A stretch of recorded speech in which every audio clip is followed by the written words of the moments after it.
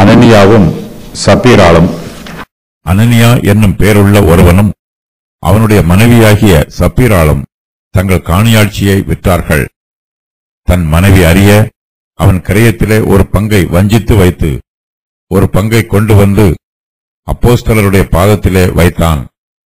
பேதுரு அவனை நோக்கி, அனனியாவே, நிலத்தின் கிரயத்தில் ஒரு பங்கை வஞ்சித்து வைத்து பரிசுத்த ஆவியினிடத்தில் பொய் சொல்லும்படி சாத்தான் உன் இருதயத்தை நிரப்பினதென்ன? அதை விற்கும் முன்னே அது உன்னுடையதாய் இருக்கவில்லையோ? அதை விற்ற பின்பும் அதன் கிரயம் உன் வசத்தில் இருக்கவில்லையோ? நீ உன் இருதயத்திலே இப்படிப்பட்ட எண்ணம் கொண்டதென்ன? நீ மனுஷரிடத்தில் அல்ல, தேவனிடத்தில் பொய் சொன்னாய் என்றான். அனனியா இந்த வார்த்தைகளை கேட்கவே விழுந்து ஜீவனை விட்டான். இவைகளை கேள்விப்பட்ட யாவருக்கும் மிகுந்த பயமுண்டாயிற்று. வாலிபர் எழுந்து அவனை சேலையில் சுற்றி வெளியே எடுத்துக்கொண்டு போய் அடக்கம் பண்ணினார்கள். ஏறக்குறைய 3 மணி நேரத்துக்கு பின்பு அவனுடைய மனைவி நடந்ததை அறியாமல் உள்ளே வந்தாள். பேதுரு அவளை நோக்கி, நிலத்தை இவ்வளவுக்குத்தானா விற்றீர்கள்? எனக்கு சொல் என்றான். அவள், ஆம், இவ்வளவுக்குத்தான் என்றாள். பேதுரு அவளை நோக்கி, கர்த்தருடைய ஆவியை சோதிக்கிறதற்கு நீங்கள் ஒருமனப்பட்டதென்ன? இதோ உன் புருஷனை அடக்கம் பண்ணினவர்களுடைய கால்கள் வாசற்படியிலே வந்திருக்கிறது, உன்னையும் வெளியே கொண்டு போவார்கள் என்றான். உடனே அவள் அவளுடைய பாதத்தில் விழுந்து ஜீவனை விட்டாள். வாலிபர் உள்ளே வந்து அவள் மரித்து போனதைக் கண்டு அவளை வெளியே எடுத்துக்கொண்டு போய் அவளுடைய புருஷன் அண்டையிலே அடக்கம் பண்ணினார்கள். சபையார் எல்லாருக்கும் இவைகளை கேள்விப்பட்ட மற்ற யாவருக்கும் மிகுந்த பயமுண்டாயிற்று. காணியாட்சியை விற்றார்கள். அனனியா என்னும் பேருள்ள ஒருவனும் அவனுடைய மனைவியாகிய சப்பீராளும் தங்கள் காணியாட்சியை விற்றார்கள். ஆதி திருச்சபை வளர்ந்து பெருகுகிறது. ஏராளமானோர் சபையில் சேர்க்கப்படுகிறார்கள். எல்லா விசுவாசிகளுமே பயபக்தியாக ஜீவிக்கிறார்கள். நற்குணம் உள்ளவர்களாய் இருக்கிறார்கள். ஆனாலும் அவர்களிலும் சிலர் தீயவர்களாகவும் துர்க்குணம் உள்ளவர்களாகவும் இருக்கிறார்கள். இப்பிரபஞ்சத்தில் நல்லோரும் தீயோரும் கலந்தே இருக்கிறார்கள். நிலத்தில் கோதுமை விளையும் போது களையும் சேர்ந்து விளைகிறது. அதுபோலவே இந்த உலகத்தில் நல்லோர் இருக்கும்போது ஒரு சில தீயோரும் அவர்கள் மத்தியில் இருக்கிறார்கள். நிலத்தில் அறுவடை செய்யும் நாள் வரையிலும் களை இருக்கத்தான் செய்யும். அறுவடை செய்த பின்போ களையும் கோதுமையும் வெவ்வேறாக வேறு பிரிக்கப்படும். களை சுட்டெரிக்கப்படும், கோதுமையோ களஞ்சியத்தில் சேர்க்கப்படும். ஆதி திருச்சபையில் உள்ள விசுவாசிகள் கர்த்தருடைய வசனத்திற்கு முக்கியத்துவம் கொடுத்து ஜீவிக்கிறார்கள். இயேசு கிறிஸ்து ஒரு சமயம் ஐஸ்வர்யவான் ஒருவனிடம், நீ உனக்கு உள்ளதை விட்டு தரித்திரருக்கு கொடு என்று சொன்னார். ஆதி திருச்சபையில் இருந்த ஐஸ்வர்யவான்கள் இயேசு கிறிஸ்து சொன்ன இந்த வாக்கியத்திற்கு கீழ்ப்படிந்து தங்களுடைய நிலங்களையும் வீடுகளையும் விற்று அப்போஸ்தலர் மூலமாக தரித்திரருக்கு கொடுக்கிறார்கள். ஆனால் ஒரு சில விசுவாசிகளோ தங்களுடைய நிலங்களை விற்று தரித்திரருக்கு கொடுப்பதிலும் மாய்மாலம் பண்ணுகிறார்கள். அப்போஸ்தலர் மூலமாக இதுவரையிலும் அநேக அற்புதங்களும் அடையாளங்களும் நடைபெற்றிருக்கிறது. இவை அனைத்துமே தேவனுடைய கிருபையையும் இரக்கத்தையும் வெளிப்படுத்தும் அற்புதங்களாகும். ஆனால் இப்போதோ அப்போஸ்தலர் மூலமாக வேறு விதமான அற்புதங்கள் நடைபெறுகிறது. இந்த அற்புதங்கள் தேவனுடைய இரக்கத்தையும் கிருபையையும் வெளிப்படுத்துவதற்கு பதிலாக அவருடைய நீதியை வெளிப்படுத்துகிறது. தேவன் தம்முடைய பிள்ளைகள் மீது அன்பாக இருக்கிறார். ஏனெனில் அவர் அன்புள்ளவர். அதே வேளையில் அவர் தம்முடைய பிள்ளைகளை நீதியாய் நடத்துகிறார். ஏனெனில் அவர் நீதியுள்ளவர். ஆதி திருச்சபையில் அனனியா என்னும் பெயருள்ள ஒருவனும் அவனுடைய மனைவியாகிய சப்பீராளும் இருக்கிறார்கள். விசுவாசிகள் எல்லோரும் தங்களுடைய நிலங்களையும் வீடுகளையும் விற்று அப்போஸ்தலர்கள் மூலமாக தரித்திரருக்கு கொடுக்கிறார்கள். மற்றவர்களைப் போலவே தாங்களும் கொடுக்க வேண்டும் என்று ஆசைப்பட்டு இவர்கள் தங்கள் காணியாட்சியை விற்கிறார்கள். மற்றவர்கள் உண்மையான இருதயத்தோடு பயபக்தியோடு தங்கள் காணியாட்சியை விற்று அதன் முழு கிரயத்தையும் அப்போஸ்தலருடைய பாதபடியிலே வைத்தார்கள். ஆனால் அனனியாவோ தன் மனைவி அறிய கிரயத்திலே ஒரு பங்கை வஞ்சித்து வைத்து ஒரு பங்கை கொண்டு வந்து அப்போஸ்தலருடைய பாதத்திலே வைக்கிறான். மற்ற விசுவாசிகளை விட தாங்கள் எந்த விதத்திலும் குறைந்துவிடக்கூடாது என்று ஆசைப்பட்டு அனனியாவும் சப்பீராலும் தங்களுடைய காணியாட்சிகளையும் விற்கிறார்கள். மற்ற விசுவாசிகள் விற்கிறார்கள், ஆகையினால் இவர்களும் விற்கிறார்கள். ஆனால் இவர்களுடைய இருதயமோ மற்ற விசுவாசிகளின் இருதயத்தைப் போல சுத்தமாக இல்லை. மாய்மாலக்காரர்கள் ஒரு காரியத்தை நன்றாக செய்வார்கள், வேறொரு காரியத்தில் தவறு செய்து விடுவார்கள். ஒரு ஊழியத்தை உண்மையாக செய்வார்கள், மற்றொரு ஊழியத்தில் உண்மையாய் இருக்க மாட்டார்கள். இப்படிப்பட்டவர்கள் கர்த்தருக்கும் ஊழியம் செய்ய வேண்டும் என்று விரும்புவார்கள், அதே வேளையில் தங்களுக்கும் உலக பொருளுக்கும் ஊழியம் செய்து கொள்வார்கள். அனனியாவும் சப்பீராலும் இயேசு கிறிஸ்துவை விசுவாசிக்கிறார்கள். தங்களுடைய ஆவியில் இவர்கள் கர்த்தருக்கு ஆராதனை செய்ய வேண்டும். ஆனால் இவர்களோ தங்களுடைய மாம்சத்திற்கு ஆராதனை செய்கிறார்கள். தங்களுக்கு நியமிக்கப்பட்டிருக்கும் எல்லையை தாண்டி ஆசைப்பட்டு அதிகமான தூரம் சென்று அவஸ்தைப்படுகிறார்கள். கர்த்தர் நம் எல்லோருக்குமே ஊழியம் கொடுத்திருக்கிறார். நாம் ஒவ்வொருவரும் நமக்கு கொடுக்கப்பட்டிருக்கும் அளவுக்கு தக்கதாக ஊழியம் செய்ய வேண்டும். பேராசைப்பட்டு பெரு நஷ்டம் அடைந்துவிடக்கூடாது. அனனியாவும் சப்பீராலும் தங்கள் காணியாட்சியை விற்று அதன் ஒரு பகுதியை மாத்திரம் அப்போஸ்தலரிடம் கொடுக்கிறார்கள். அனனியா என்பதற்கு கிருபை என்றும் சப்பீராள் என்பதற்கு அழகு என்றும் பொருள். ஆனால் அவர்கள் தங்கள் பெயருக்கும் நடத்தைக்கும் சம்பந்தமில்லாமல் இருக்கிறார்கள். இவர்கள் இருவருமே இயேசுவின் சீஷர்கள், அப்போஸ்தல சபையின் அங்கத்தினர்கள். ஆதி திருச்சபையில் விசுவாசிகளுக்கு உபத்திரவம் அதிகமாக இருந்தது. ஆகையினால் உண்மையான விசுவாசிகள் மட்டுமே திருச்சபையில் இடம் பெற்றிருப்பார்கள். அனனியாவும் சப்பீராலும் ரட்சிக்கப்பட்டவர்கள். மற்ற சீஷர்களோடு இவர்களும் ஒருமனப்பட்டிருந்தார்கள். சபையின் காரியங்களை மற்றவர்களோடு சேர்ந்தே செய்தார்கள். ஒரு பங்கை வஞ்சித்து வைத்து தன் மனைவி அறிய அவன் கிரயத்திலே ஒரு பங்கை வஞ்சித்து வைத்து ஒரு பங்கை கொண்டு வந்து அப்போஸ்தலருடைய பாதத்திலே வைத்தான். அனனியாவும் சப்பீராலும் இந்த உலகத்து ஆஸ்தியின் மீது ஆசை வைத்திருக்கிறார்கள். கர்த்தரையும் அவருடைய பராமரிப்பையும் பூரணமாக விசுவாசிக்கவில்லை. ஏதோ ஒரு ஆர்வத்தில் அவர்கள் தங்கள் காணியாட்சியை விற்றுவிடுகிறார்கள். இதன் கிரயத்தை அப்படியே முழுவதுமாக அப்போஸ்தலருடைய பாதபடியில் வைக்க வேண்டும் என்று ஆரம்பத்தில் ஆசைப்படுகிறார்கள். அவருடைய கைகளில் காணியாட்சியின் கிரயத்தொகை கொடுக்கப்படுகிறது. கையில் பணம் வந்தவுடன் அவர்களுடைய மனது மாறிவிடுகிறது. காணியாட்சியின் முழு கிரயத்தையும் அப்போஸ்தலரிடம் கொடுப்பதற்கு அவர்களுடைய இருதயம் அனுமதிக்கவில்லை. அந்த கிரயத்தின் ஒரு பகுதியை தாங்களே வஞ்சித்து வைத்துக் கொள்ள வேண்டும் என்று அவர்களுடைய இருதயம் ஆசைப்படுகிறது. அதன் பிரகாரமாக அனனியா தன் மனைவி அறிய கிரயத்தில் ஒரு பங்கை வஞ்சித்து வைத்துக் கொள்கிறான். கிரயத்தில் ஒரு பங்கை மாத்திரம் கொண்டு வந்து அப்போஸ்தலருடைய பாதத்தில் வைக்கிறான். ஆனால் முழு கிரயத்தையும் அப்போஸ்தலருடைய பாதத்தில் வைப்பது போல மாய்மாலம் பண்ணுகிறான். பணத்தின் மீது ஆசைப்படுகிறான். முழு கிரயத்தையும் கொடுக்க வேண்டும் என்று பொருத்தனை பண்ணிய பின்பு அதில் ஒரு பகுதியை வஞ்சித்து தனக்கென்று வைத்துக் கொள்கிறான். அனனியாவும் சப்பீராலும் தேவனுடைய வார்த்தையை பூரணமாக விசுவாசிக்கவில்லை. உனக்கு உரியதை விற்று தரித்திரருக்கு கொடு என்று இயேசு கிறிஸ்து கட்டளை கொடுத்திருக்கிறார். இயேசுவின் வார்த்தைப்படி தன் காணியாட்சி முழுவதையும் விற்று தரித்திரருக்கு கொடுத்து விட்டால் தனக்கு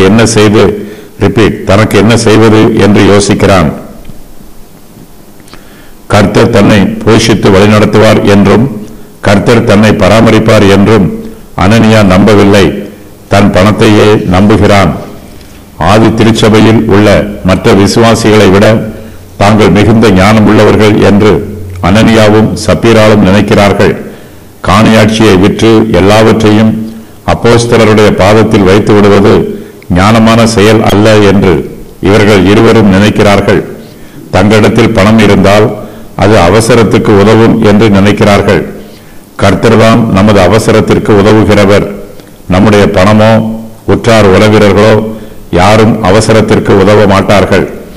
கர்த்தரால் தன்னுடைய தேவையை முழுவதுமாக சந்திக்க முடியாது என்று அனனியாவும் சப்பீராலும் நினைக்கிறார்கள். கர்த்தர் அவசரத்திற்கு உதவி செய்ய வரமாட்டார் என்று அவிசுவாசத்தோடு இருக்கிறார்கள். கர்த்தரிடத்தில் இருந்து போதுமான பராமரிப்பு கிடைக்காது என்று சந்தேகப்படுகிறார்கள். இப்படி சந்தேகப்படுகிறவர்கள் தங்களுடைய காணியாட்சியை விற்க வேண்டும் என்னும் அவசியமில்லை. காணியாட்சியையும் விற்றுவிட்டு அதன் கிரயத்தில் ஒரு பகுதியை அப்போஸ்தலரிடம் கொடுத்துவிட்டு வேறொரு பகுதியை தங்களிடத்தில் வஞ்சித்து வைத்துக் கொள்வது நல்லதல்ல. அனனியாவும் சப்பீராலும் அப்போஸ்தலரை வஞ்சிக்க வேண்டும் என்று நினைக்கிறார்கள். காணியாட்சியின் கிரயத்தில் ஒரு பங்கை மாத்திரம் அப்போஸ்தலரிடம் கொடுத்துவிட்டு அதுதான் காணியாட்சியின் முழு கிரயம் என்று பொய் சொல்லி அப்போஸ்தலரை வஞ்சிக்கிறார்கள். அனனியா தன் மனைவி அறிய அவன் கிரயத்திலே ஒரு பங்கை வஞ்சித்து வைத்து ஒரு பங்கை கொண்டு வந்து அப்போஸ்தலருடைய பாதத்திலே வைத்தான்.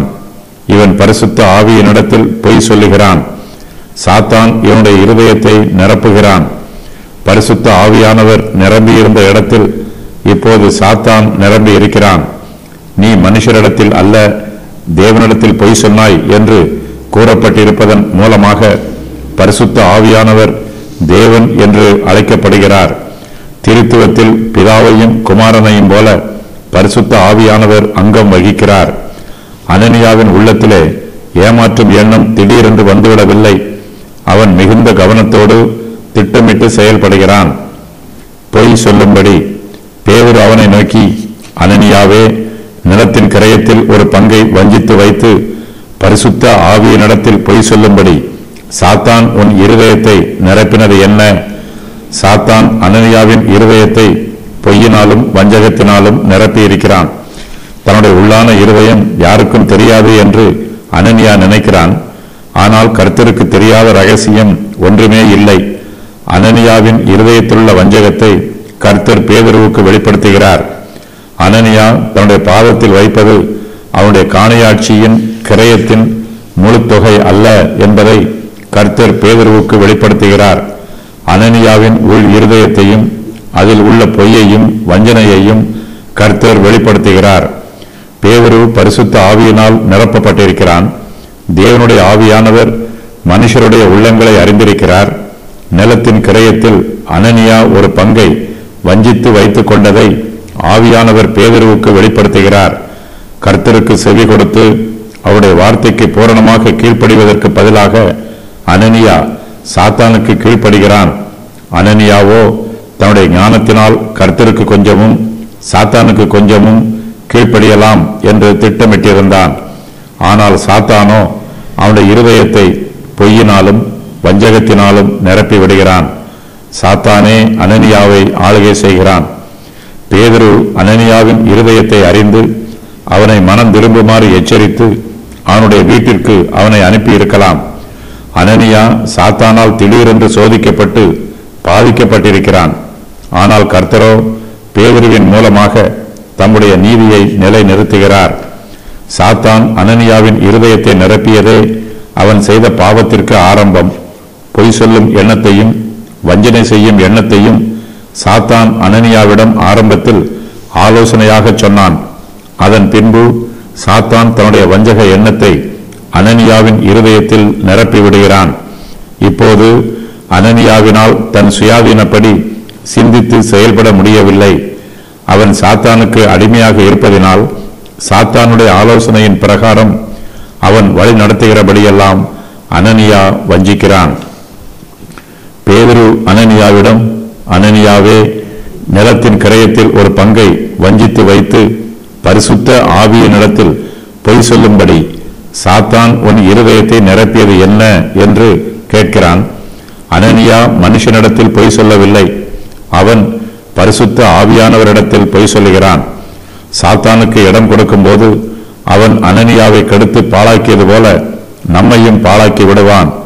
தன்னுடைய வஞ்சகமான எண்ணத்தை சாத்தான் அனனியாவின் இருதயத்தில் நிரப்பி அவனை பரிசுத்த ஆவியினிடத்தில் பொய் சொல்லுமாறு வழிநடத்தி விடுகிறான். சாத்தானின் கட்டில் இருந்து அனனியாவால் விடுதலை பெற முடியவில்லை. கர்த்தருக்கும் ஊழியம் செய்யலாம், சாத்தானுக்கும் ஊழியம் செய்யலாம் என்று தன் சுய ஞானத்தை நம்பின அனனியாவை சாத்தான் மோசம் போக்கி விடுகிறான். இப்போது அவனால் சாத்தானுக்கு மாத்திரமே ஊழியம் செய்ய முடிகிறது. சாத்தானுடைய ஆலோசனைப்படி, அவனுடைய வழி நடத்துதலின்படி அவன் சொல்வதையெல்லாம் அனனியா செய்கிறான். பரிசுத்த ஆவியினிடத்தில் பொய் சொல்லுகிறான்.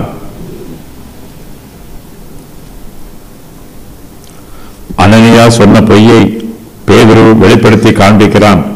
அனனியாவே, நீ நிலத்தின் கிரயத்தில் ஒரு பங்கை வஞ்சித்து வைத்தாய் என்று அவன் செய்த தப்பிதத்தை பேதுரு அவனுக்கு வெளிப்படுத்துகிறான்.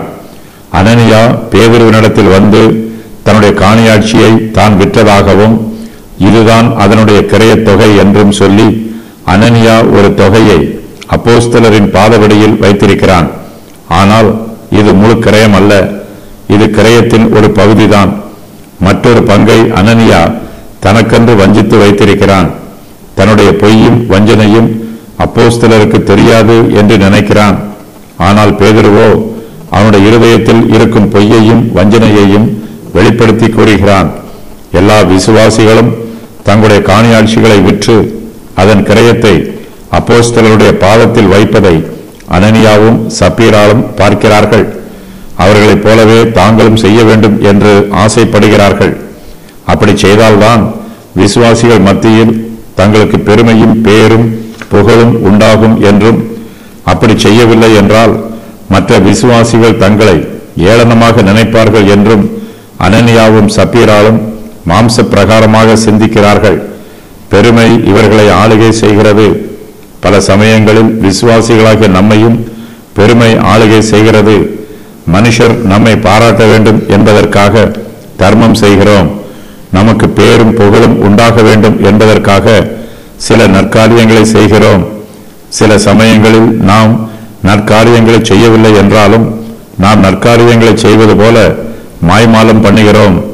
பிறருக்கு உதவி செய்வதாக வாக்கு பண்ணுகிறோம். ஆனால் அந்த உதவியை செய்ய தவறிவிடுகிறோம். சில சமயங்களில் நமக்கு அதிக உதவி செய்ய திராணி இருக்கும்போது திராணிக்கு தக்கதாக செய்யாமல் மிகவும் குறைந்த அளவே உதவி செய்கிறோம். இவையெல்லாம் தேவனுடைய பார்வையில் தவறான காரியங்கள். அனனியாவும் சப்பீராலும் இந்த விஷயத்தில் நமக்கு எச்சரிப்பாக இருக்கிறார்கள். அனனியா பரிசுத்த ஆவியினிடத்தில் பொய் சொல்லுகிறான். நிலத்தின் கிரயத்தில் ஒரு பங்கை வஞ்சித்து வைத்து ஒரு பங்கை மாத்திரம் கொண்டு வந்து அப்போஸ்தலருடைய பாதத்தில் வைக்கிறான். அவனுடைய பாவத்தை பரிசுத்த ஆவியானவர் பேதுருவின் மூலமாக வெளிப்படுத்துகிறார். பேதுரு ஆவியினால் நிரப்பப்பட்டு ஆவியானவர் தன்னை வழிநடத்துகிற பிரகாரமாக அனனியாவிடம், நீ மனுஷரிடத்தில் அல்ல தேவனிடத்தில் பொய் சொன்னாய் என்று சொல்லுகிறான். தேவனிடத்தில் பொய் சொன்னாய். அதை விற்கும் முன்னே அது உன்னுடையதாய் இருக்கவில்லையோ? அதை விற்ற பின்பும் அதன் கிரயம் உன் வசத்தில் இருக்கவில்லையோ? நீ உன் இருதயத்திலே இப்படிப்பட்ட எண்ணம் கொண்டது என்ன? நீ மனுஷரிடத்தில் அல்ல தேவனிடத்தில் பொய் சொன்னாய் என்றான்.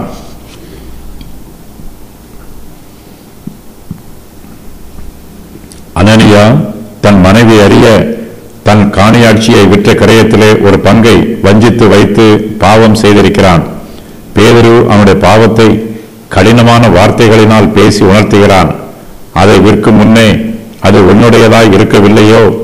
அதை விற்ற பின்பும் அதன் கிரயம் உன் வசத்தில் இருக்கவில்லையோ என்று பேதுரு அனனியாவிடம் சொல்லுகிறான். கிரயத்தின் ஒரு பங்கை அனனியா அப்போஸ்தலருடைய பாதத்தில் வைக்க வேண்டும் என்னும் கட்டாயம் எதுவும் இல்லை. காணியாட்சியின் கிரயத்தை அப்போஸ்தலருடைய பாதத்தில் வைக்க வேண்டும் என்று அனனியாதான் தீர்மானம் பண்ணியிருக்கிறான். காணியாட்சியை விற்பதற்கு முன்பாக அது அவனுக்கு சொந்தமானதாகவே இருந்தது.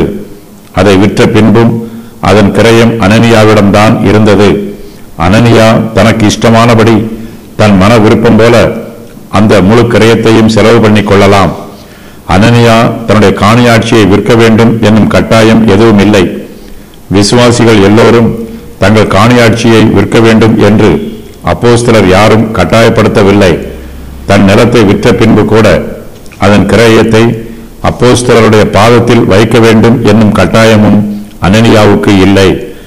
நிலத்தை விற்றவர்கள் எல்லாம் அதன் கிரயத்தை தங்களுடைய பாதத்தில் வைக்க வேண்டும் என்று அப்போஸ்தலர் யாரும் கட்டாயப்படுத்தி உபதேசம் பண்ணவில்லை. நிலத்தின் கிரயத்தை அனனியா தன் கை வசமாகவே வைத்துக் கொள்ளலாம். தனக்கு பிரியமானபடி செலவு செய்யலாம். நிலத்தை விற்கவில்லை என்றால் அந்த நிலத்தையும் அவன் தனக்கு பிரியமானபடி பயன்படுத்தலாம். ஆனால் பொருத்தனை பண்ணிவிட்டு அதை நிறைவேற்றாமல் இருப்பது தவறு. பொருத்தனை பண்ணி நிறைவேற்றாமல் இருப்பதை விட பொருத்தனை பண்ணாமலேயே இருப்பது நல்லது. அனனியாவோ நல்ல காரியம் செய்வது போல மாய்மாலம் பண்ணுகிறான்.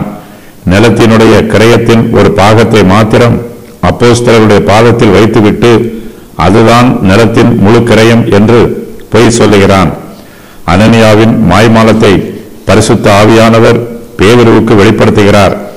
பேதுரு அனனியாவிடம் அதை விற்ற பின்பும் அதன் கிரயம் உன் வசத்தில் இருக்கவில்லையோ என்று சொல்லுகிறான். நிலத்தை விற்ற பின்பும் அந்த கிரயம் அனனியாவினுடையதுதான். ஆனால் அந்த கிரயத்தை கர்த்தருக்காக பொருத்தனை பண்ணிய பின்பு அந்த கிரயம் அனனியாவுடையது அல்ல. அவனுடைய பொருத்தனையின் பிரகாரம் அது தேவனுடையது. நம்முடைய இருதயத்தை நாம் தேவனிடத்தில் ஒப்புக் கொடுக்கும் போது முழு இருதயத்தையும் ஒப்புக் கொடுக்க வேண்டும். முழு மனதோடு ஒப்புக் கொடுக்க வேண்டும். நம்முடைய இருதயத்தின் பாதியை தேவனுக்கும் மீதியை சாத்தானுக்கும் ஒப்புக் கொடுக்க கூடாது. நம்முடைய இருதயத்தை பங்கு வைக்க நமக்கு அனுமதி இல்லை. பழைய ஏற்பாட்டு காலத்தில் சாலமோனுடைய நீதிமன்றத்தில் 2 ஸ்திரீகள் ஒரு பிள்ளைக்காக விவாதம் பண்ணினார்கள். பிள்ளை தன்னுடையது என்று 2 ஸ்திரீகளுமே வழக்காடினார்கள். குழந்தையின் தாயாக இல்லாதவளோ அந்த குழந்தையை 2ஆக வெட்டி பாதியை எடுத்துக்கொள்ள சம்மதிக்கிறாள். குழந்தையின் தாயோ அந்த குழந்தையை வெட்டி கொள்ளாமல் அது யாரிடமாவது உயிரோடு இருக்க வேண்டும் என்று விரும்புகிறாள்.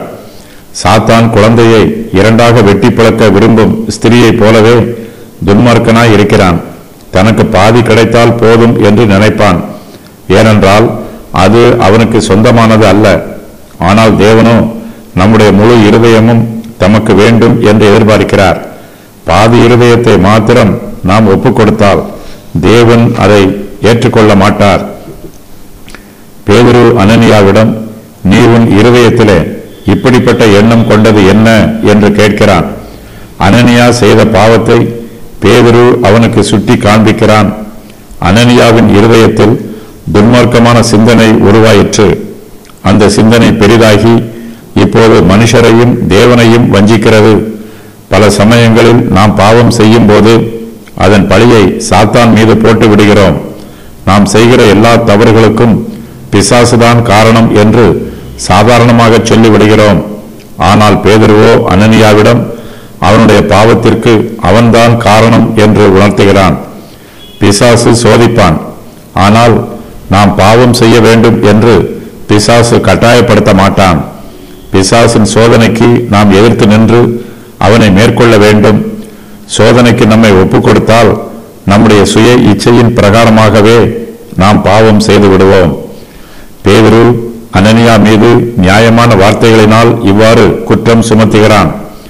நீ மனுஷரிடத்தில் அல்ல தேவனிடத்தில் பொய் சொன்னாய் என்று சொல்லுகிறான். நாம் தேவனை வஞ்சித்தால் நாம் தான் வஞ்சிக்கப்படுவோம். நாம் தேவனை ஏமாற்றினால் நாம் தான் ஏமாற்றப்படுவோம். நம்முடைய ஆத்மாவுக்குத்தான் பேரிழப்பு உண்டாகும். நம்முடைய முடிவுதான் பாழாய் போகும். அனனியா ஜீவனை விட்டான். அனனியா இந்த வார்த்தைகளை கேட்கவே விழுந்து ஜீவனை விட்டான். இவைகளை கேள்விப்பட்ட யாவருக்கும் மிகுந்த பயம் உண்டாயிற்று. வாலிபர் எழுந்து அவனை சேலையில் சுற்றி வெளியே எடுத்துக்கொண்டு போய் அடக்கம் பண்ணினார்கள். அனனியா பேதுருவின் வார்த்தைகளை கேட்டவுடன் பேச்சற்றவனானான். கீழே விழுந்து ஜீவனை விட்டான். அனனியாவால் ஒன்றும் பேச முடியவில்லை. தன் பக்கத்தில் நியாயம் இருப்பதாக விவாதம் பண்ண முடியவில்லை. எல்லாம் முடிந்து போயிற்று என்று தீர்மானம் பண்ணி கீழே விழுந்து ஜீவனை விட்டுவிடுகிறான். அப்போஸ்தலருடைய வாயில் இருந்து புறப்படும் தேவனுடைய வார்த்தை மிகுந்த வல்லமை உடையது. இயேசு கிறிஸ்துவின் சுவிசேஷம் மனுஷரை நீதிமானாக்குகிறது. அதே சுவிசேஷமே ஒரு சிலரை ஆக்கினைக்கு உட்படுத்துகிறது. அனனியாவுக்கு கிடைத்திருக்கும் தண்டனை மிகவும் பயங்கரமாய் இருக்கிறது. ஆனாலும் தேவனுடைய நீதியின் பிரகாரமாகவே அனனியா தண்டிக்கப்பட்டிருக்கிறான். அனனியாவுக்கு கிடைத்திருக்கும் தண்டனை மற்ற விசுவாசிகளுக்கு ஒரு எச்சரிப்பாக இருக்கிறது. தேவனிடத்தில் பொய் சொன்னால் தங்களுக்கும் கடுமையான தண்டனை கொடுக்கப்படும் என்று விசுவாசிகள் புரிந்து கொள்கிறார்கள். தேவனிடத்தில் பொய் சொன்னதற்காக பேதுரு அனனியாவின் மீது தீர்ப்பின் வார்த்தைகளை கூறுகிறான். ஆனால் இதே பேதுரு தன்னுடைய ஆண்டவரை 3 முறை மறுதலித்தவன் தான். அவரை தெரியவே தெரியாது என்று சத்தியம் பண்ணினவன். பேதுரு தப்பு செய்தாலும் தன்னுடைய தப்பிதத்திற்காக மனம் கசந்து அழுதான், மனம் திரும்பினான். இயேசு கிறிஸ்து தரும் பாவ மன்னிப்பை பெற்றுக்கொண்டான். ஆனால் அனனியாவுக்கோ மனம் திரும்புவதற்கு கூட வாய்ப்பு கிடைக்கவில்லை. பேதுருவின் வார்த்தைகளை கேட்டவுடனே அனனியா கீழே விழுந்து ஜீவனை விடுகிறான். அனனியாவுக்கு மனம் திரும்ப வாய்ப்பு கிடைக்காமல் போகிறது. நாம் பாவம் செய்தால் நமக்கு மனம் திரும்ப வாய்ப்பு கிடைக்கும் என்று இருமாப்பாக இருந்து பாவம் செய்யக்கூடாது. ஒருவேளை அனனியாவைப் போல நமக்கு மனம் திரும்ப வாய்ப்பு கிடைக்காமலேயே போய்விடலாம். ஆகையினால் பாவத்தை விட்டு விலகியே ஜீவிக்க வேண்டும். அனனியாவும் தன்னை போலவே பலவீனமான மனுஷன் என்பது பேதுருவுக்கு தெரியும். பேதுரு ஒருவேளை தன்னுடைய சுய சித்தத்தின் பிரகாரம் அனனியாவை மன்னித்து விடலாம் என்று விரும்பலாம். ஆனால் பேதுருவை ஆளுகை செய்கிற பரிசுத்த ஆவியானவரோ பேதுருவின் மூலமாக தம்முடைய வார்த்தையை பேசுகிறார். பரிசுத்த ஆவியானவர் பேதுரு செய்த தவறுகளை மன்னிக்கிறார். ஆனால் அனனியா செய்த தவறுகளுக்காக அவனை தண்டித்து விடுகிறார். மரித்தவரை உடனே அடக்கம் பண்ணுவது யூதர்களுடைய வழக்கம். இதன் பிரகாரமாக கீழே விழுந்து ஜீவனை விட்ட அனனியாவை வாலிபர் எழுந்து அவனை சேலையிலே சுற்றி வெளியே எடுத்துக்கொண்டு போய் அடக்கம் பண்ணுகிறார்கள். சப்பீராள் ஏறக்குறைய 3 மணி நேரத்துக்கு பின்பு அவனுடைய மனைவி நடந்ததை அறியாமல் உள்ளே வந்தாள். பேதுரு அவளை நோக்கி, நிலத்தை இவ்வளவுக்கு தானா விற்றீர்கள்? எனக்கு சொல் என்றான். அவள், ஆம், இவ்வளவுக்குத்தான் என்றாள். சப்பீராள் அனனியாவின் மனைவி. அவள் 3 மணி நேரத்துக்கு பின்பு அப்போஸ்தலர்கள் இருக்கும் இடத்திற்கு வருகிறாள். அங்கு நடைபெற்ற சம்பவம் எதுவும் அவளுக்கு தெரியாது. தன்னுடைய புருஷன் அனனியா இறந்து போனதை கூட அவள் அறியாதிருக்கிறாள். அனனியா தன் மனைவி அறிய தங்கள் காணியாட்சியை விற்ற கிரயத்திலே ஒரு பங்கை வஞ்சித்து வைத்திருக்கிறான். ஆகையினால் அனனியாவின் பாவத்தில் சப்பீராளுக்கும் பங்குள்ளது. தங்களிடத்திற்கு வரும் சப்பீராளிடம் பேதுரு, நிலத்தை இவ்வளவுக்கு தானா விற்றீர்கள்? எனக்கு சொல் என்று கேட்கிறான். சப்பீராளோ அனனியாவின் பாவத்தில் பங்காளியாக இருக்கிறாள். ஆம், இவ்வளவுக்குத்தான் என்று சப்பீராளும் பொய் சொல்லுகிறாள். தங்களிடத்தில் வேறு பணம் எதுவும் இல்லை என்றும் தங்கள் காணியாட்சியை விற்ற கிரயம் இவ்வளவுதான் என்றும் அந்த முழு கிரயத்தையும் அனனியா அப்போஸ்தலருடைய பாதத்தில் வைத்து விட்டான் என்றும் சப்பீராள் பொய் சொல்லுகிறாள். கிரயத்தின் ஒரு பகுதியை அனனியா வஞ்சித்து வைத்திருப்பது சப்பீராளுக்கும் தெரியும். உண்மை தெரிந்திருந்தும் சப்பீராள் துணிகரமாக பொய் சொல்லுகிறாள். அனனியாவும் சப்பீராளும் ஒரே பொய்யை சொல்லுகிறார்கள். பொய் சொல்லுவதில் இவர்கள் ஒற்றுமையாக இருக்கிறார்கள். ஒரு பொய்யை பலமுறை சொன்னால் அது மெய்யாகிவிடும் என்று நினைக்கிறார்கள். ஒரு தடவை பொய் சொல்லிவிட்டால் அதன் பின்பு அந்த பொய்யில் உறுதியாக இருக்க வேண்டும் என்று இவர்கள் நினைக்கிறார்கள். பொய் சொல்வதனால் இவர்களுக்கு லாபம் ஒன்றுமில்லை. ஒருவருக்கொருவர் ஒன்று சேர்ந்து பொய் சொல்லுவது மிகவும் பரிதாபமான காரியம். அவர்களுடைய முடிவும் பரிதாபமாகவே இருக்கும். ஒருவர் பொய் சொல்லும் போது அது பொய் என்று தெரிந்தால் மற்றவர் அவரை திருத்த வேண்டும். அவரோடு சேர்ந்து அந்த பொய்யை மெய்யாக்கும் விதத்தில் திரும்ப திரும்ப பொய் சொல்லக்கூடாது. அனனியா நிலத்தின் கிரயத்தில் ஒரு பகுதியை வஞ்சித்து வைத்திருப்பது சப்பீராளுக்கு தெரியும். ஆனால் சப்பீராளோ அனனியாவின் பாவத்தை அவனுக்கு சுட்டி காண்பிக்கவில்லை. அவனுடைய பாவத்தை அங்கீகரிக்கிறாள். அவனுடைய பாவத்திற்கு பங்காளியாக இருக்கிறாள். தன்னுடைய இருதயத்தை கடினப்படுத்தி தானும் பாவம் செய்கிறாள். அனனியாவையும் பாவம் செய்ய வழி நடத்துகிறாள். சப்பீராள் ஜீவனை விட்டாள். பேதுரு அவளை நோக்கி, கர்த்தருடைய ஆவியை சோதிக்கிறதற்கு நீங்கள் ஒருமனப்பட்டதென்ன? இதோ உன் புருஷனை அடக்கம் பண்ணினவர்களுடைய கால்கள் வாசற்படியிலே வந்திருக்கிறது. உன்னையும் வெளியே கொண்டு போவார்கள் என்றான். உடனே அவள் அவனுடைய பாதத்தில் விழுந்து ஜீவனை விட்டாள். வாலிபர் உள்ளே வந்து அவள் மரித்து போனதை கண்டு அவளை வெளியே எடுத்துக்கொண்டு போய் அவளுடைய புருஷன் அண்டையிலே அடக்கம் பண்ணினார்கள். சப்பீராள் தன் புருஷனுடைய பாவத்தில் பங்காளியாக இருப்பதினால் அவளுக்கும் தண்டனை கொடுக்கப்படுகிறது. பேதுரு சப்பீராளின் பாவத்தை வெளிப்படுத்தி காண்பிக்கிறான். கர்த்தருடைய ஆவியை சோதிக்கிறதற்கு நீங்கள் ஒருமனப்பட்டதென்ன என்று சப்பீராளிடம் கேட்கிறான். அவளுக்கு தண்டனை அறிவிப்பதற்கு முன்பாக அவள் செய்த பாவத்தை அவளுக்கு அறிவிக்கிறான். அனனியாவும் சப்பீராலும் கர்த்தருடைய ஆவியை சோதித்திருக்கிறார்கள். அப்போஸ்தலர்கள் அந்நிய பாஷைகளை பேசுகிறார்கள் என்பது அனனியாவுக்கும் சப்பீராளுக்கும் தெரிந்திருக்கிறது. அவர்களுக்கு பற்பல பாஷைகளை பேசும் வரம் மாத்திரமே இருக்கிறது என்று இவர்கள் நினைத்தார்கள். ஆனால் அப்போஸ்தலர்களுக்கோ ஆவிகளை பகுத்தறியும் வரமும் இருக்கிறது என்பதை இவர்கள் அறிந்து கொள்ளவில்லை. நம்முடைய பாவத்தில் நமக்கு பாதுகாப்பு தேடக்கூடாது. பாவம் செய்தால் நமக்கு ஒரு பிரச்சனையும் இல்லை என்று துணிகரமாக பாவம் செய்யக்கூடாது. பாவம் செய்தாலும் நமக்கு நியாய தீர்ப்பு இல்லை என்று தேவனுடைய நீதிக்கு விரோதமாக சிந்திக்க கூடாது. இவ்வாறு சிந்தித்து செயல்படுகிறவர்கள் எல்லோருமே கர்த்தருடைய ஆவியை சோதிக்கிறார்கள். இந்த விஷயத்தில் அனனியாவும் சப்பீராலும் ஒருமனப்பட்டு கர்த்தருடைய ஆவியை சோதிக்கிறார்கள். 2 பேர் சேர்ந்து ஒரு வேலையை செய்யும் போது இருவரும் அதை ஒற்றுமையாக செய்ய வேண்டும். ஒருவர் நன்மைக்கு ஏதுவாகவும் மற்றொருவர் தீமைக்கு ஏதுவாகவும் கிரியை செய்யும் போது இருவருடைய நிலைமையும் பரிதாபமாக இருக்கும். 2 மாடுகள் ஒரு வண்டியை இழுத்துச் செல்லும் போது அவை இரண்டுமே ஒரே வேகத்தில் ஒரே திசையில் செல்ல வேண்டும். ஒன்றுக்கொன்று முரண்பட்டால் வண்டி பிரயாணமாகாது. பேதுரு சப்பீராவிடம் அவளுடைய பாவத்தை சுட்டி காண்பித்துவிட்டு அவளுக்கு தண்டனையும் அறிவிக்கிறான். இதோ உன் புருஷனை அடக்கம் பண்ணினவர்களுடைய கால்கள் வாசற்படியிலே வந்திருக்கிறது, உன்னையும் வெளியே கொண்டு போவார்கள் என்று பேதுரு சொல்லுகிறான். பேதுருவின் வார்த்தை உடனே நிறைவேறுகிறது. பேதுரு தீர்ப்பு சொல்ல வேறு யாரும் தண்டனையை நிறைவேற்றவில்லை. பேதுருவின் வார்த்தையே சப்பீராளுக்கு தண்டனையை நிறைவேற்றுகிறது. பேதுரு தன்னுடைய தீர்ப்பை சொன்ன உடனே சப்பீராள் அவனுடைய பாதத்தில் விழுந்து ஜீவனை விட்டாள். ஒரு சிலருடைய பாவங்களுக்கு உடனடியாக தண்டனை கிடைக்கிறது. தேவன் சில சமயங்களில் ஒரு சிலரை உடனே தண்டிக்காமல் பொறுமை காண்பிக்கிறார். சில விஷயத்தில் தேவனுடைய சித்தத்தை நம்மால் அறிந்து கொள்ள முடியாது. தேவன் செய்வது எல்லாமே அவருடைய சித்தத்தின் பிரகாரமாக நன்மையாகவே இருக்கும். தேவன் ஒரு சிலருடைய பாவங்களுக்காக அவர்களை உடனே தண்டிப்பார். அதற்கான காரணத்தை அவர் நம்மிடம் விளக்கிச் சொல்ல வேண்டும் என்னும் அவசியம் எதுவும் இல்லை. ஒரு சிலருக்கு திடீரென்று மரணம் உண்டாகிறது.